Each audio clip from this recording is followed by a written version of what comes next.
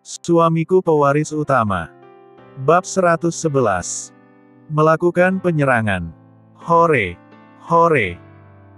Teriak puluhan orang murid serempak sambil berjingkrak-jingkrak kegirangan, menandakan bahwa mereka merasa senang atas kematian Danu. Tapi kenapa mereka jadi sesenang itu? Ini semua masih menjadi tanda tanya dan misteri di perguruan itu. Ada apa dengan mereka?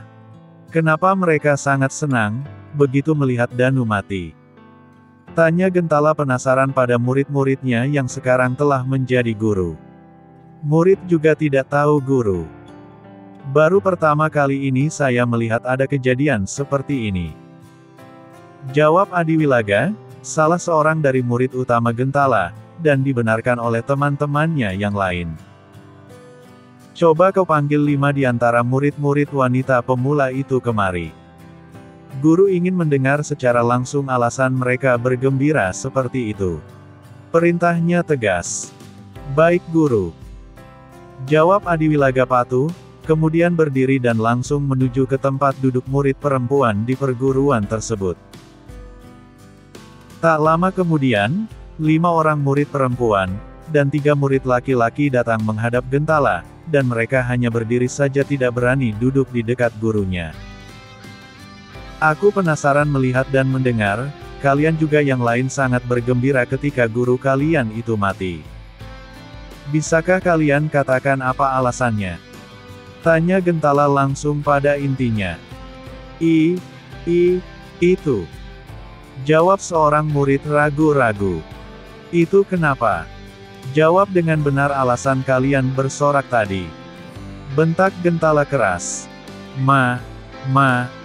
Maaf guru besar jika saya menyela. Mereka hanya senang karena bisa terlepas dari cengkeraman tangan guru Danu.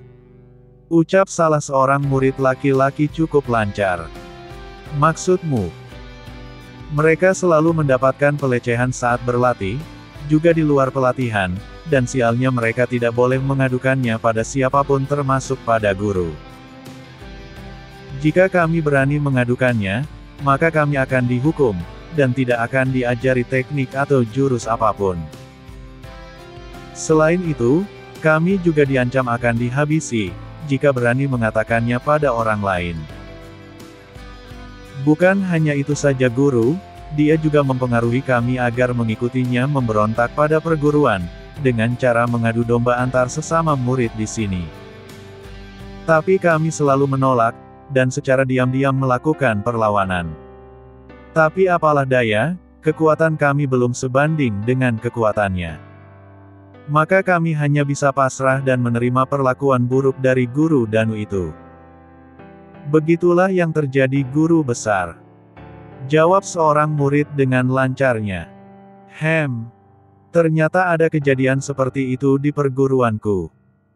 Bahkan manusia serigala berbulu domba seperti itu, tidak kami ketahui keberadaannya. Tapi kenapa aku tidak mendengarnya dari dulu ya? Sungguh perbuatan tidak terpuji, sekaligus biadab dari si Danu ini. Wajarlah murid-murid ini begitu gembira, saat melihat gurunya mati, dan tidak ada rasa kasihan atau rasa dendam sedikitpun. Ini benar-benar aneh. Batin Gentala dalam hati, dan berlangsung cukup lama. Tak lama sesudah itu, dia tersadar bahwa di depannya masih ada murid-murid yang sedang menunggu keputusannya, lalu buru-buru berkata. Baiklah kalau begitu. Kalian boleh pergi. Perintah Gentala tegas. Baik guru besar. Jawab mereka serempak. Dengarkan kalian semua. Aku sudah mendengar kesaksian dari 8 murid ini, mereka mengatakan, bahwa si Danu tersebut, telah melakukan pelanggaran. Selain berkhianat, ternyata dia juga selalu merundung murid-muridnya, bahkan melakukan perbuatan tidak terpuji pada murid-murid perempuan. Wah! Tidak disangka. Manusia serigala. Manusia bejat. Syukuri dia mati. Celetuk sebagian murid merasa geram, di sela-sela guru besar mereka sedang memberi pengarahan. Untuk itu dengan perintah tegas aku nyatakan, bahwa mulai saat ini, Danu dinyatakan bukan murid perguruan ini lagi, dan catatannya akan dihapus.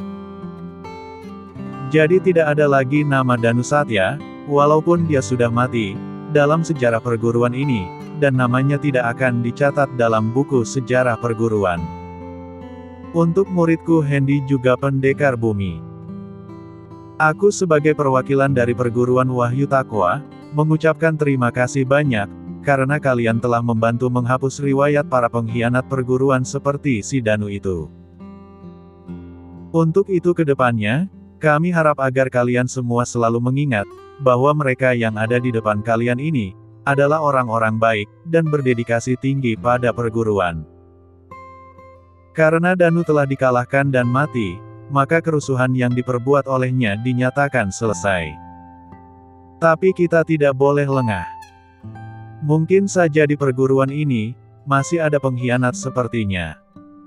Untuk itu, mari sama-sama kita selidiki, dan cari siapa pengkhianat selanjutnya. Gawat! Pernyataan guru besar pasti akan dilaksanakannya. Lebih baik kita pergi dari perguruan ini, sebelum aksi kita diketahui mereka. Ucap lirih seorang murid pada 11 teman-temannya yang lain. Kau benar Bopeng. Sepertinya guru besar sudah mengetahui siapa-siapa saja yang selalu membantu Danu teman kita itu. Sebelum terlambat, lebih baik kita pergi dari tempat ini, dan bergabung dengan kelompok kita. Jawab Tora, si manusia ceking itu dengan cepat. Jangan bertindak gegabah, acara yang membosankan ini masih berlangsung dan belum selesai. Kalau kita tiba-tiba saja pergi, maka kita akan dicurigai sebagai pengkhianat itu, walaupun sebenarnya iya. Lebih baik setelah acara ini selesai, satu persatu dari kita, menyelinap dan pergi dari perguruan ini. Aku setuju dengan usulmu Bopeng, tapi ingat. Jangan terlalu mencolok. Diam. Jangan kuat-kuat. Cepat lihat. Sepertinya guru besar akan memberikan pengarahannya lagi. Kau benar, mari kita pura-pura mendengarkan arahannya. Murid-muridku semua, juga para tamu penting perguruan. Sekaranglah saatnya bagi kita, melihat calon pewaris, juga pemimpin perguruan kita, menunjukkan jati diri di hadapan kita. Ucap Gentala keras. Kemudian mengalihkan perhatiannya pada Draco dan berkata, "Cucuku Dragon, kemarilah." Perintah Gentala dengan lemah lembut. "Baik kakek." Jawab Dragon patuh, kemudian berdiri dari sisi ibunya, dan berjalan mendekati Gentala dengan langkah pasti. "Ulurkan tangan kananmu." Ucap Gentala dengan suara lembut. Kemudian menyentuh telapak tangan Draco dengan cepat. Seketika terjadi keanehan, tubuh Dragon bergetar, pertanda sedang dimasuki oleh satu kekuatan kasat mata yang besar.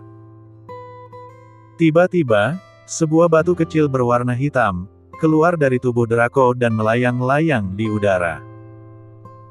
Warnanya berangsur-angsur memudar, dan berubah dengan cepat menjadi 7 warna dominan yang ada di dunia. Semua orang yang melihat kejadian itu menjadi terkejut, termasuk juga Hendy, Tuan Birawa, Ivory, Iron juga yang lainnya itu. Dalam hati mereka bertanya, batu ajaib apakah yang dilihat oleh mereka tersebut, dan sekarang tengah melayang-layang mengitari tubuh Draco dengan cepatnya. Seperti dalam film-film fantasi atau pendekar-pendekar zaman dulu, tubuh Draco terangkat secara perlahan ke udara, dan sekarang ini tidak lagi menyentuh tanah. Batu 7 warna yang mengitari tubuhnya semakin lama semakin cepat, dan tiba-tiba melesat masuk ke tubuh Draco, lalu menghilang di dalamnya. Hahaha. Sekarang perguruan kita, mempunyai pemimpin yang sah, dan diakui oleh leluhur kita. Dengan telah masuknya batu yang selama ini kita jaga ke tubuh Tuan Muda ini, maka mulai dari sekarang, Tuan Muda Dragon adalah pemimpin kita, dan keturunannya adalah pewaris perguruan selanjutnya. Ucap Gentala dengan ekspresi senang. Pemimpin muda. Silakan duduk di kursi kebesaran itu, karena hanya pemimpin terpilih yang bisa mendudukinya. Ucapnya dengan suara rendah. Tapi Kek, Draco tidak berani duduk di kursi itu, karena ayah, mama, juga eyang buyut, serta paman-paman lain ada di bawah. Jadi biarkan Draco duduk di sini saja. Jawabnya merendah. Anak yang baik dan tidak sombong. Pantaslah leluhur pendiri perguruan ini, memilihnya sebagai penerus perguruan. Batin Gentala dalam hati. Baiklah kalau begitu pemimpin muda, kami akan menurutinya. Jawab Gentala mengalah. Guru, apakah acara ini sudah selesai? Tanya Hendy tiba-tiba. Oh, sudah boleh dikatakan selesai. Tapi sebenarnya masih ada prosesi yang harus dijalani oleh tuan muda ini, yaitu menunjukkan kekuatan ilmu tertinggi wahyu takwa pada kita. Jawab Gentala penuh harap. Kalau begitu kami akan menunggunya. Respon Hendy semangat. Perhatian murid-murid semua, kini tiba saatnya kita melihat legenda yang selama ini selalu kita dengar, tapi belum pernah kita lihat selama 100 tahun ini. Untuk itu, mari sama-sama kita lihat dan saksikan, wahyu takwa yang menjadi kebanggaan perguruan kita selama ini. Ucap Gentala penuh semangat. Pemimpin muda, silakan. Ucapnya kemudian dengan suara lembut. Baik kakek. Jawab Draco patuh. Tanpa dikomando apa dan bagaimana.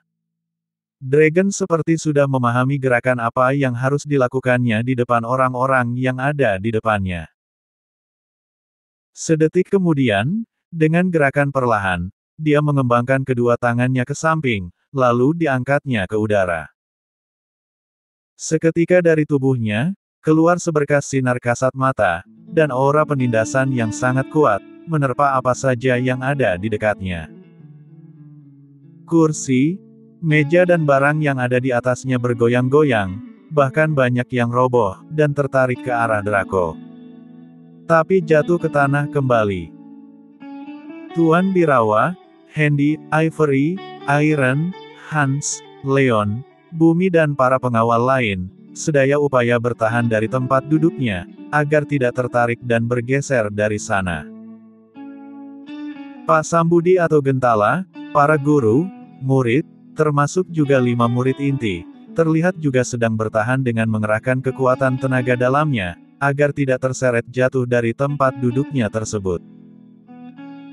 Sementara Dragon masih juga dengan aksinya, yang dilakukannya secara tidak sadar, karena yang mengendalikan tubuhnya bukanlah dia, tapi leluhur pendiri perguruan. Karena tubuhnya masih kecil, jadi dia tidak mampu mengontrol kekuatannya sendiri.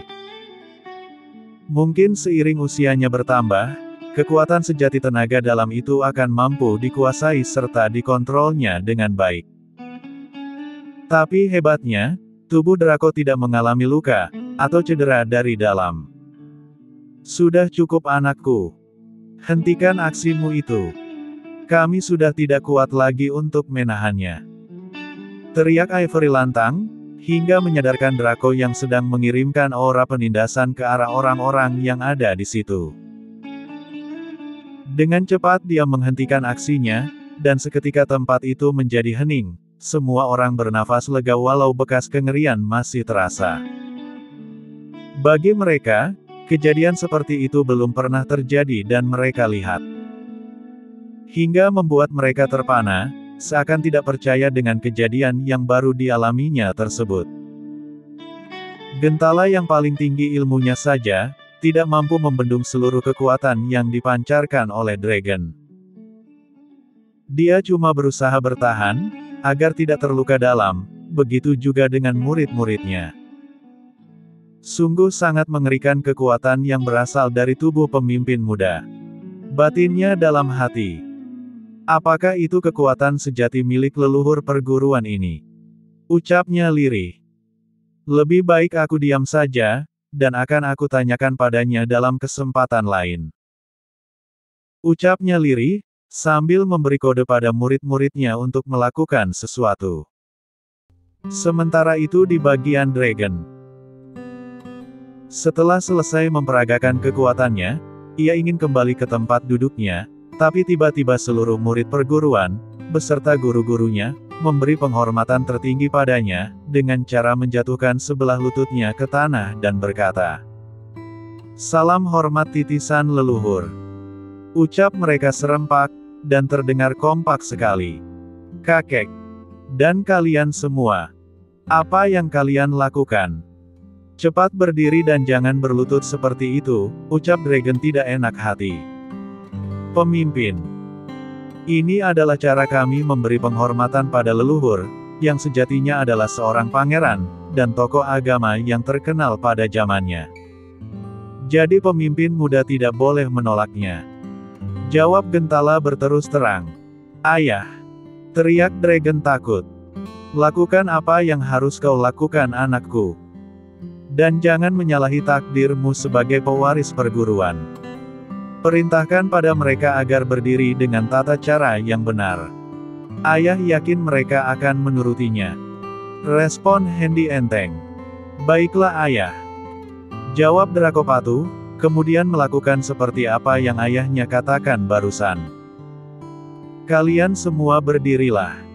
Aku terima salam kalian," ucap Dragon dengan suara sangat berwibawa sekali. "Terima kasih pemimpin," jawab mereka serempak. "Dava, di mana kau?" teriak Aminata dengan ekspresi kesal. Karena sudah cukup lama dia mencari keberadaan anak buahnya, tapi sekian lama dicari belum ketemu juga. Namun tak lama kemudian, dari arah kejauhan, dia melihat beberapa buah mobil, sedang mengarah ke vilanya, dan sebentar lagi akan memasuki villa tersebut.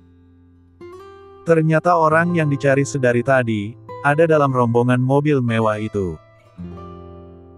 Setelah kelima mobil mewah tersebut berhenti, bermunculanlah belasan orang berseragam pengawal, dan bergegas mendekati Aminata yang sedang berdiri diam, dengan ekspresi marah. Di balik baju masing-masing orang tersebut, terselip sepucuk senjata laras pendek, yang selalu dibawa kemanapun mereka pergi. "Salam hormat Tuan Besar." Sapa seluruh pengawal tersebut hormat dan serentak sambil membungkuk. "Cepat laporkan. Kemana saja kalian seharian ini? Kenapa tidak ada satupun pengawal yang berjaga di sekitar vilaku?" tanya Aminata penuh amarah.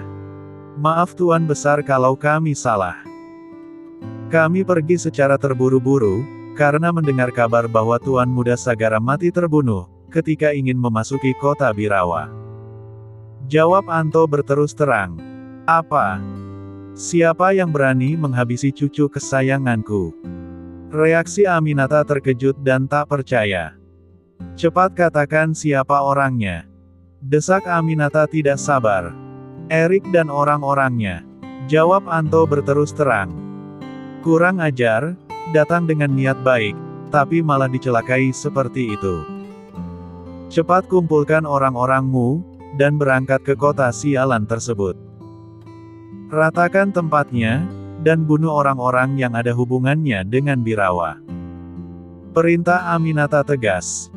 "Baik Tuan Besar," jawab mereka semangat. "Mau mencoba mencari gara-gara dengan serigala api kau Birawa? Mimpi. Tunggu dan saksikanlah. Aku akan menghancurkan kotamu, dan membunuh semua orang-orang yang kau sayangi." Terlanjur basah ia mandi sekali. Teriak Aminata kuat, hingga terdengar sampai ke tempat jauh, dan disambut oleh suara petir sampai 2 kali. Duar, duar, wus, dek, pekik Draco seperti kesakitan. "Ada apa anakku?" tanya Hendy dengan ekspresi khawatir. "Tidak ada apa-apa ayah. Cuma dada Draco entah kenapa, tiba-tiba saja berdetak kencang. Seperti merasakan akan datangnya bahaya." Jawabnya berterus terang. "Bahaya?" respon Hendy penasaran. "Benar ayah. Apa yang ada dalam penglihatanmu anakku?" tanya Hendy penasaran. Draco melihat ada sekumpulan serigala yang sedang berlarian menuju ke arah kota kita. Diperkirakan jumlahnya sekitar 1.000 ekor atau lebih, dengan 4 ekor serigala besar sebagai pemimpinnya. Keempat serigala besar itu memegang meriam tangan yang masing-masing berisi 4 peluru besar. Diperkirakan lagi, mereka akan memasuki kota kita sekitar pukul 7 atau 8 malam. Jawabnya berterus teras. Gawat. Anakku ini sekarang sudah berbeda. Apa yang dilihat dan dirasakannya, pasti akan menjadi kenyataan. Aku harus memberitahu kakek juga yang lain, agar hari ini juga kembali ke kota Golden City. Ucapnya cepat tapi dengan ekspresi khawatir. Aku takut apa yang dilihat oleh Draco akan menjadi kenyataan. Ucapnya lagi. Ada apa-apa? Kenapa wajah papa mendadak panik seperti itu? Tanya Ivory, yang tiba-tiba saja masuk ke kamar anaknya. Mereka saat ini sedang istirahat siang, setelah lebih dari 4 jam menyelesaikan segala urusan yang ada di perguruan Wahyu Takwa tersebut. Saat itu, jam sudah menunjukkan pukul 2 sore, sudah saatnya bagi Handy, Draco, Ivory dan kakeknya untuk beristirahat. Rencananya jam 5 sore, mereka akan berkeliling komplek perguruan. Dan kembali ke kotanya besok pagi. Anak kita seperti merasakan ada bahaya yang sedang mendekati kota kita, dan diperkirakan sampai ke sana sekitar pukul 7 malam. Oleh karena itu kita harus bersiap-siap kembali ke kota emas, agar kita bisa mencegah kejadian yang tidak kita inginkan. Jawab Handy apa adanya. Baiklah kalau begitu Pak. Segeralah hubungi kakek dan yang lainnya agar bersiap-siap. Respon Ivory tanpa bertanya banyak, kemudian berkata lagi. Jangan lupa hubungi juga Eric dan teman-temannya itu, agar berjaga-jaga dari segala kemungkinan yang bakal terjadi. Ucapnya lagi memberi usul. Baik akan papa kerjakan. Jawabnya singkat, lalu menghubungi Eric via telepon, dan menceritakan apa yang dilihat oleh anaknya. Setelah menelepon Eric, Handy segera keluar dari dalam kamar anaknya, dan menemui kakek Birawa yang hendak istirahat siang juga. Kedatangan Handy yang tiba-tiba dan panik itu, tentu saja membuat Tuan Birawa keheranan, kemudian bertanya dengan ekspresi penasaran. Tanpa membuang waktu lagi, Handy segera menceritakan apa yang telah didengarnya dari Draco, tanpa ditambah atau dikurangi. Mendengar penjelasan cucunya tersebut, Tuan Birawa menjadi tercekat diam, tidak bisa berkata apa-apa lagi. Tapi tak lama kemudian dia keluar dari dalam kamar, yang ada dalam satu bangunan dengan tempat tinggal Draco itu dan menuju ruang jaga. Cepat hubungi orang-orangmu, dan katakan pada mereka, agar berkumpul di sini. Sekarang. Perintah Tuan Birawa tegas. Baik Tuan Senior. Jawab Iron, Hans, Leon dan Bumi secara bersamaan. Tanpa bertanya sedikitpun. Mereka segera melaksanakan perintah dari Tuan mereka, dan menemui anak buahnya yang tersebar di seantero perguruan. Ada yang sedang melihat murid-murid perguruan berlatih, ada yang sedang melihat-lihat bangunan yang sedang dikerjakan, bahkan ada pula yang sedang duduk-duduk istirahat di bawah pohon rindang, yang tumbuh di areal perguruan itu. Begitu melihat beberapa orang berlarian ke arah mereka, bergegas semuanya berdiri, dan siap untuk mendengarkan perintah. Cepat sebarkan perintah ini pada teman-teman kalian. Bahwa dalam waktu setengah jam dari sekarang, sudah harus berkumpul di depan istana Tuan Muda. Perintah Bumi tegas. Baik Komandan. Jawab mereka serempak. Setengah jam kemudian, seluruh pengawal yang dipanggil pun datang, dan segera mengambil tempat untuk mendengarkan apa yang akan disampaikan oleh Handy. Dengarkan kalian semua. Hari ini juga kami akan kembali ke Kota Emas. Kalian yang ditugaskan di sini, tetap tinggal dan mengawasi keberadaan putraku. Jangan biarkan siapapun mendekatinya. Jika dia bukan guru atau pelatih tenaga dalam dan ilmu silat, tidak ada kesempatan untuk mendekati anakku. Pastikan semua kebutuhannya terpenuhi, juga keselamatannya terjamin. Aku tidak mau ada laporan, bahwa kalian tidak menjalankan tugas dengan baik. Selain itu yang ingin aku sampaikan adalah, kota tercinta kita, sedang menghadapi bahaya besar. Ada sekelompok rayap api, yang akan menggerogoti bangunannya, juga menghabisi para penghuninya. Maka dari itu, kami harus kembali secepatnya, agar kejadian yang tidak diinginkan terjadi di sana. Tuan Besar, ada peristiwa apakah mendadak mengumpulkan seluruh pengawal pemimpin muda untuk berkumpul di sini? Tanya Gentala tiba-tiba. Guru, maaf kalau saya tidak menyampaikannya sedari awal pada Anda tentang berita ini. Setelah berunding, maka kami memutuskan akan kembali dalam masa 1 jam lagi. Jawab Hendy apa adanya. Kenapa begitu mendadak? Tidakkah bisa diundur sampai besok pagi atau lusa?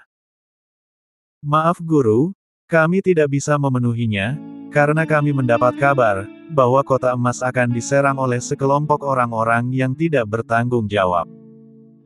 Jawab Hendy cukup lancar. Kelompok mana yang berani mengusik naga terkuat di bumi? Tanya Gentala penasaran.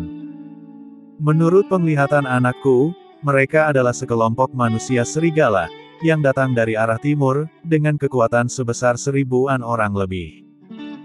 Manusia serigala? Tanya Gentala keheranan. Itu hanya istilah saja guru. Mereka sebenarnya adalah orang-orang yang merasa tidak senang dengan adanya kami.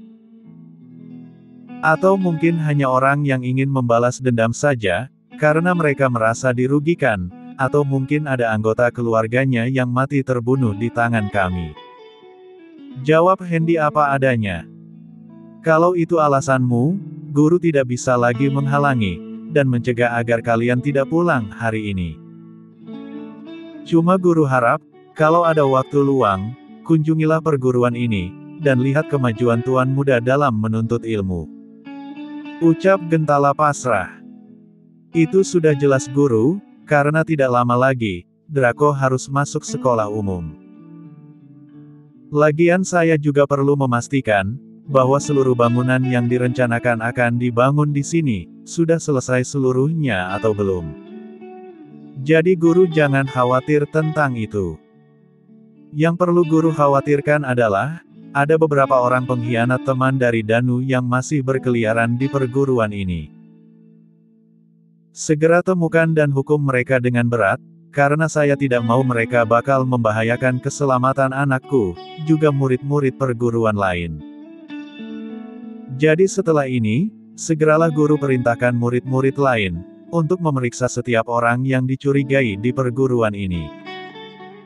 Kami khawatir, mereka akan meninggalkan perguruan, setelah mengetahui bahwa mereka sedang menjadi target. Ucap Hendy seperti memberi perintah. Kalian semua murid-murid perguruan. Cepat laksanakan perintah dari senior kalian ini, dan cari keberadaan para pengkhianat, yang masih bercokol di tempat ini. Ucap Gentala memberi perintah tegas, pada puluhan anak buahnya tersebut, termasuk guru-gurunya. Siap guru besar. Jawab puluhan murid dengan semangat, termasuk juga Argani dan keempat kawannya yang lain. Sementara itu di kota emas, atau Golden City, kesibukan orang-orangnya tidak berlangsung seperti biasa. Banyak toko-toko yang sudah tutup, restoran-restoran begitu juga. Walau jam pada saat itu baru menunjukkan pukul 3.30 sore. Hotel, penginapan dan tempat-tempat umum, dijaga dengan ketat, dan tidak ada seorang pun yang diizinkan untuk keluar atau masuk ke kota. Cepat sisir setiap parameter kota ini, dan pastikan orang-orang yang ada di dalamnya, bukan orang yang bermaksud memberontak. Ucap Erik memberi perintah. Baik. Jawab setiap orang yang ada di dekat Erik dan Anjani itu patuh. Aku khawatir orang-orang Sagara yang sudah mati terbunuh itu akan membalas dendam. Karena sesuai dengan apa yang disampaikan oleh Tuan Besar. Kelompok itu akan datang dari arah timur, dan akan sampai ke sini sekitar pukul 7 atau 8 malam. Ucapnya pada pengawal yang masih tetap setia mendampinginya. Sekarang menyebar dan kerjakan tugas kalian masing-masing. Usul Komandan. Ya silakan.